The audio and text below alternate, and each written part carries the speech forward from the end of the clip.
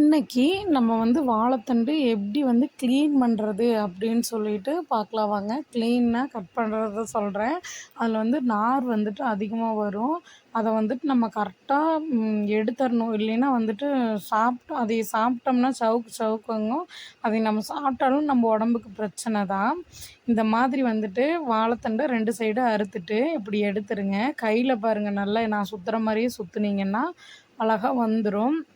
அத நல்லா ரவுண்ட் ரவுண்டா அரிஞ்சிட்டு நாலா வச்சு இப்படி நல்லா கட் பண்ணி தண்ணி ஒரு போசியில தண்ணி கொஞ்சம் வச்சு அதுக்கப்புறம் இது பண்ணுங்க. தண்ணி இல்லாம ஒரு சிலர் அப்படியே போட்டுர்றாங்க. அப்படி போடாதீங்க. கத்திரிக்காய் எப்படி காரவாசம் அடிக்குமோ அதே மாதிரி இதுவும் அடிக்கும்.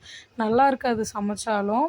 இப்போ நல்லா கட் பண்ணி நல்லா பொடுசா கட் பண்ணணுங்க. அப்புறம் ஒரு குச்சி வச்சு நல்லா கலக்கி கலக்கி இந்த மாதிரி மறுபடியும் எடுக்கணும்.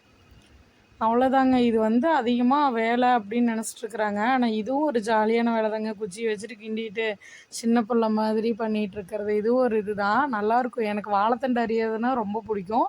பக்கத்து வீட்டில் கூட அரியர்னா என்கிட்ட தான் கொண்டு வந்து கொடுப்பாங்க. நான் அரிஞ்சு கொடுப்பேன். இது உடம்புக்கு ரொம்ப சத்துங்க.